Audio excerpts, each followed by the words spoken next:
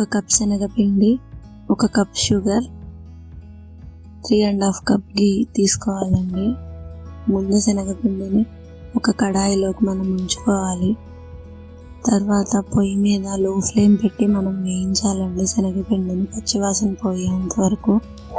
ఘీ కూడా మనం వేసుకోవచ్చు లైట్గా.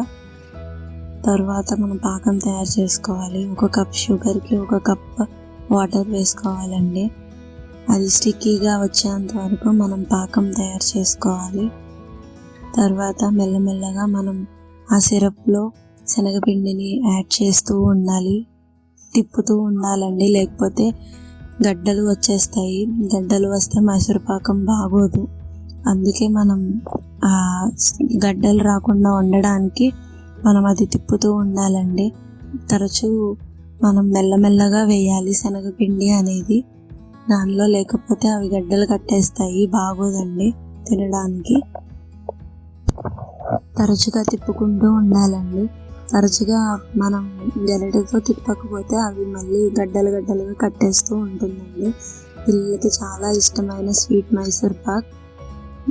మధ్యలో మనకు కావాలి అంటే ఘీ యాడ్ చేసుకోవచ్చు.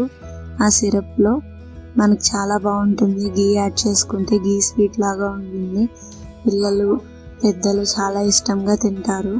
క్యాలరీ కౌంట్ కూడా కొంచెం తక్కువగానే ఉంటుందండి. మనం భయపడాల్సిన అవసరం లేదు. మెల్లగా మనకి ఎంత ఘీ కావాలంటే అంత ఘీ యాడ్ చేసుకోవచ్చు. అంటే కొంతమంది తక్కువ యాడ్ చేస్తారు, కొంతమంది ఎక్కువ యాడ్ చేస్తారు. మెల్లమెల్లగా మనం ఆ శనగపిండి అనేది మనం బాగా వేసుకుంటూ మనం బాగా తిప్పుతూ ఉండాలి. ఎడ్జెస్లో అంటుకుపోతూ ఉంటుందండి. అసలు మనం దాన్ని నెగ్లెక్ట్ చేయకూడదు. ఎడ్జెస్ క్లియర్ చేసుకుంటూ చక్కగా తిప్పుకుంటూ ఉండాలి. కంటిన్యూగా తిప్పుకుంటూ ఉండాలండి. లమ్స్ అనేవి రాకూడదు. వస్తే మాత్రం బాగోదు. చాలా చాలా టేస్టీగా ఉంటుందండి. నేను చాలాసార్లు ట్రై చేశాను ఈ మైసూర్ పాక్ అనేది. తర్వాత ఒక బౌల్ తీసుకొని ఆ బౌల్కి ఘీ అప్లై చేయాలండి.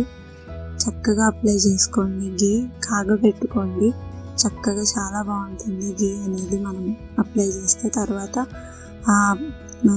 తయారైన మైసూర్ పాక్ అంతా మనం ఒక బౌల్లోకి, ఘీ అప్లై చేసిన బౌల్లోకి మనం యాడ్ చేసేసేయాలి. అది వేసాక మనం చక్కగా మొత్తం క్లీన్గా వేసుకొని అది ఈవెన్గా స్ప్రెడ్ చేయాలి. బౌల్లో ఉన్న దాన్ని ఈవెన్గా స్ప్రెడ్ చేస్తే చాలా మంచిగా వస్తుందండి పీసెస్. మనకి ఎంతో టేస్టీగా ఉండే మైసూర్ పాక్ చాలా ఈజీగా రెడీ అయిపోతుంది.